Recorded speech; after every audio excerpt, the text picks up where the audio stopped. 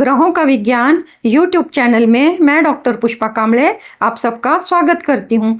आज मैं आपको कुंडली पढ़ना सीखे के क्रम में पार्ट 177 सिखाना शुरू करती हूँ।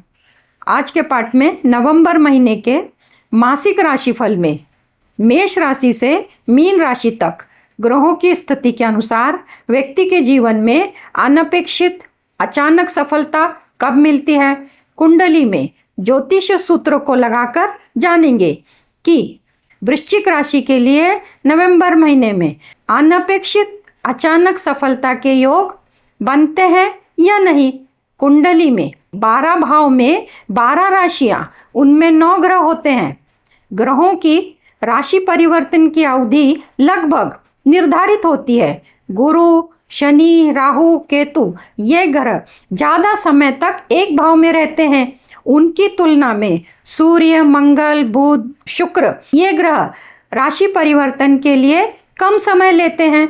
चंद्रमा 2.25 दिन में राशि परिवर्तन करते हैं।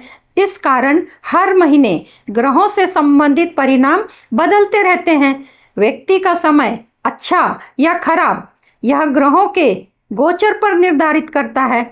वृश्चिक राशि के लिए ग्रहों की स्थिति के अनुसार कौन कौन से भाव से क्या क्या शुभ परिणाम मिलेंगे, इसको चार्ट के माध्यम से समझते हैं। यदि आप अपनी कुंडली का विश्लेषण कराना चाहते हैं, कुंडली से संबंधित प्रश्नों के उत्तर जानना चाहते हैं, तो दिए गए नंबरों पर व्हाट्सएप करके जानकारी और शुल्क की जानकारी प्राप्त कर सकते हैं। अनपेक्षित जीवन में सफलता पाने के लिए ज्योतिष सूत्र वर्तमान कुंडली को लगाकर समझते हैं। चार्ट इस प्रकार, वृश्चिक राशि वृश्चिक लग्न का चार्ट इस प्रकार 8 नंबर से शुरू होता है। पहले भाव में बुध की स्थिति है, दूसरे में शुक्र, चौथे में शनि, 5वें में राहु, 7वें में गुरु, भाग्य भाव में मंगल, एकादश में केतु और व्यय भाव में सूर्य की स्थिति है। यह चार्ट वृश्चिक राशि वृश्चिक लग्न का है। जीवन में अनपेक्षित और अचानक सफलता कब मिलती है, तो इस विषय को इस कुंडली में लगा के यानी कि ज्योतिष सूत्र लगा के समझते हैं कि अनपेक्षित और अचानक सफलता कब मिलेगी। तो पहला सूत्र लगाते हैं। जन्म कुंडली में गुरु ग्रह की स्थिति केंद्र में त्रिकोण में दूसरे, तीसरे, 11वें भाव में यानी कि इनमें से किसी एक भाव में गुरु होता है और गुरु कौन से भाव में बैठा है यह निर्धारित करना होता है। तो गुरु कौन से भाव में, यानी गुरु इसे केंद्र पहला, चौथा, 7वां, 10वां और कोण में 5वां और 9वां और दूसरा, तीसरा, 11वां इन भाव में बैठा है या इनके अतिरिक्त किसी और भाव में बैठा है, यह निर्धारित करना होता है। तो इस कुंडली में गुरु की स्थिति केंद्र में है, यानी कि पहला सूत्र लागू पड़ता है कि केंद्र में गुरु की स्थिति है। दूसरा, जन्म कुंडली में गुरु जिस भाव में गुरु की स्थिति होती है उस भाव का स्वामी 6, 8, 12 भाव में नहीं होना चाहिए। अनपेक्षित अचानक सफलता कब मिलेगी, इसको लगाते समय ये जो दूसरा है, इस विषय को लगाते समय गुरु जिस भाव में बैठे हैं वो भाव तो 7वां है, परंतु जिस राशि में बैठे हैं वृषभ राशि और उसका स्वामी शुक्र 6, 8, 12 भाव में नहीं होना चाहिए। तो इस कुंडली में शुक्र की स्थिति धन भाव में है, यानी कि ये सूत्र भी लागू पड़ता है। तीसरा सूत्र, गुरु ग्रह के पास 3 दृष्टियां हैं, 5वीं, 7वीं, 9वीं। 5वीं, 7वीं, 9वीं दृष्टि से जिस भाव को देखता है उस भाव का स्वामी 6, 8, 12 भाव में नहीं होना चाहिए। अब गुरु के पास 5वीं, 7वीं और 9वीं दृष्टि है। 5वीं दृष्टि एकादश भाव पर पड़ रही है, पर यहाँ पर जो राशि है 6 नंबर की जो राशि है कन्या, इसका स्वामी जो बुध है वो 6, 8, 12 में नहीं होना चाहिए। तो बुध लग्नेश में है, तो 5वीं दृष्टि का सूत्र लग गया।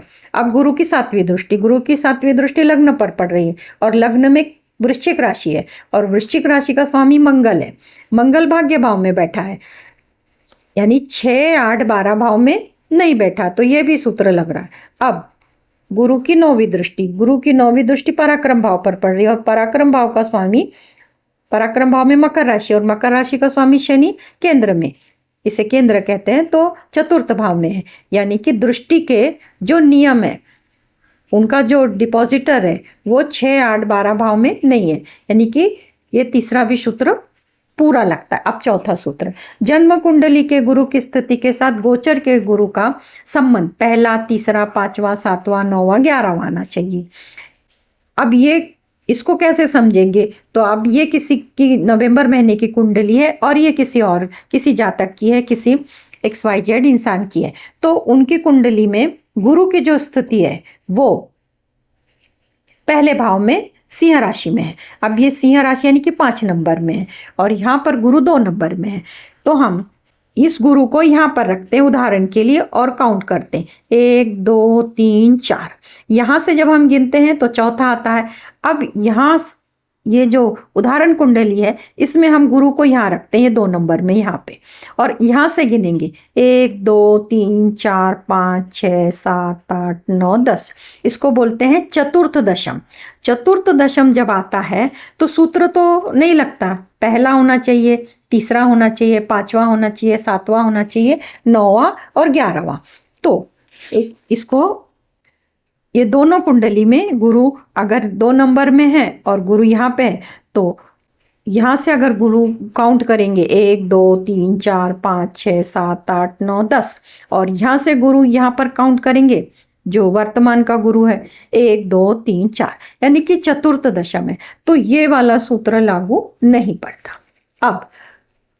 अब उस भाव से संबंधित 9वां 11वां आता है, तो 5वीं 7वीं 9वीं दृष्टि जिस भाव पर पड़ती है उससे संबंधित शुभ परिणाम अनुभव में आते। हालांकि इस कुंडली में ये सूत्र लागू नहीं पड़ता।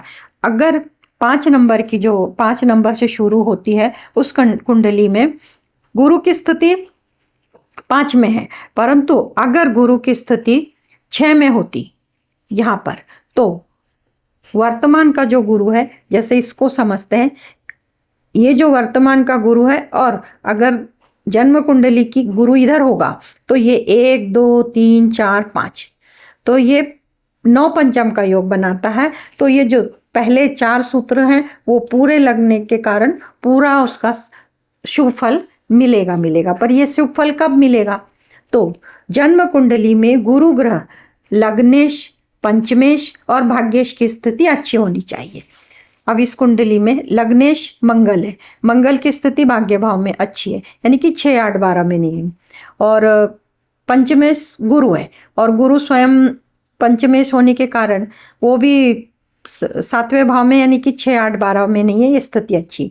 और 4 का जो स्वामी चंद्रमा होता है, चंद्रमा अगर जन्म कुंडली में केंद्र में और कोण में 6 8 12 भाव में नहीं होता है तो महादशा बहुत अच्छी जाएगी।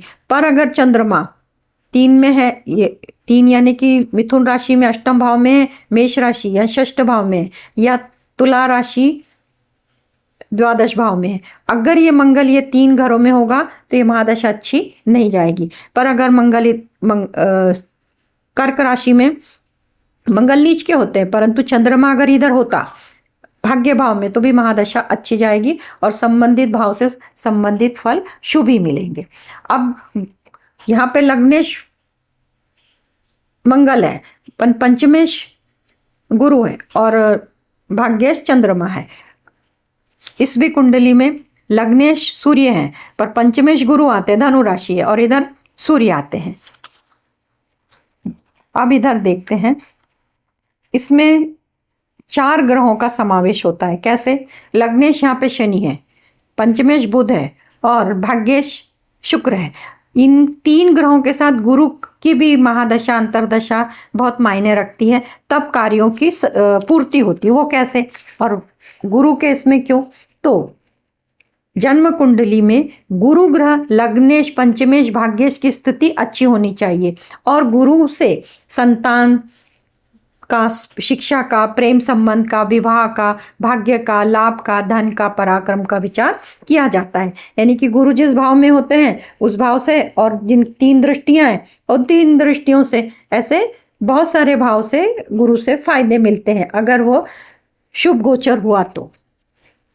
अब ये कब मिलेंगे इनके परिणाम, जब गुरु ग्रह की महादशा चल रही होती है, अंतरदशा चल रही होती है, तब। अब इस कुंडली में देख लेते हैं कौन कौन से दशा में गुरु की दृष्टि जिन जिन भाव पर पड़ती है उन भाव के स्वामी की महादशा अंतरदशा और उस भाव में स्थित ग्रह की महादशा अंतरदशा। अब इसमें देखते हैं इनको कौन कौन सी महादशा अंतरदशा मिले, मतलब मिलने के बाद उसका फायदा होगा। गुरु की स्थिति सप्तम भाव में, वृषभ राशि का स्वामी शुक्र है, शुक्र की महादशा अंतरदशा, गुरु की महादशा अंतरदशा। अब गुरु की पांचवी दृष्टि जहां पर पड़ रही है वो बुध है, कन्या राशि, कन्या राशि का स्वामी बुध, तो बुध की महादशा अंतरदशा, और जिस भाव पर पड़ रही है उसमें जो ग्रह बैठे हैं उनकी भी महादशा अंतरदशा। अब यहाँ पर सातवीं दृष्टि वृश्चिक राशि पे पड़ रही है, तो मंगल की महादशा अंतरदशा, बुध की महादशा अंतरदशा, और गुरु की जो नौवीं दृष्टि पराक्रम भाव पर पड़ रही है तो शनि की भी महादशा अंतरदशा। अब इतनी सारी अंतरदशा, परंतु महादशा के 5 प्रकार है। पहली है महादशा, दूसरी अंतरदशा, तीसरी है प्रतंत्र दशा, प्राण दशा, सूक्ष्म दशा। तो प्राण दशा और सूक्ष्म दशा का बहुत कम इस्तेमाल, परंतु ये जो 3 है ये तो मिलती हैं। पहली महादशा ज्यादा समय तक रहती है, अंतरदशा उससे कम में और प्रत्यंतर दशा उससे कम में। तो एक समय में 3 ग्रहों की महादशा, अंतरदशा, प्रत्यंतर दशा, 3 ग्रह तो मिलते ही हैं, और प्रत्यंतर दशा बदलती है तो दूसरे ग्रह की मिलती है। इस प्रकार भले मैंने 1 2 3 4 5 ग्रह बताए तो 3 ग्रहों की तो मिलेगी मिलेगी। अब लग्नेश, पंचमेश, नवमेश की महादशा अंतरदशा चलती है तो वो भाग्यवान होता है। अगर 8 का स्वामी मंगल इधर में है, पंचम का स्वामी गुरु और चंद्रमा अगर केंद्र कोण में है तो ये महादशा तो बहुत अच्छी जाएगी और ये भाग्यवान होंगे। पर इनके जो स्वामी है 6 8 12 में बैठेंगे तो जितने अच्छे फल चाहते हैं उतने नहीं मिलेंगे, परेशानियों से जूझते रहेंगे। अब ये महादशा अंतरदशा सभी ग्रहों की बताई। अब 8वां जो सूत्र है चंद्रमा का गोचर, चंद्र राशि के अनुसार 4 8 12वें भाव से संबंधित राशियों से भ्रमण करता है, तब अशुभ परिणाम देखने को आते हैं।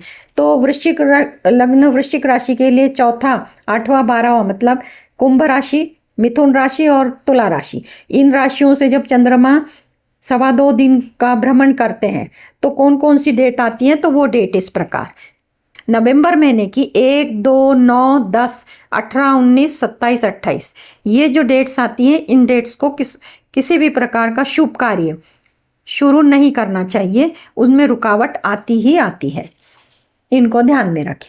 अब नवंबर महीने का मासिक राशिफल वृश्चिक राशि और वृश्चिक लग्न का पहले भाव से, पहले भाव में वृश्चिक राशि है, वृश्चिक राशि का स्वामी मंगल भाग्य भाव में बैठा है और गुरु की 7वीं दृष्टि है, बुध शुभ ग्रह है।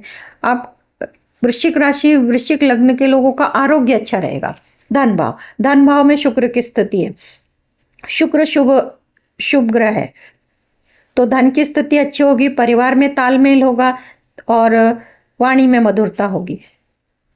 पराक्रम भाव का स्वामी शनि 4th स्थान में है और पराक्रम पर केतु की दृष्टि है और मंगल की 7वीं दृष्टि है, तो पराक्रम में वृद्धि होगी।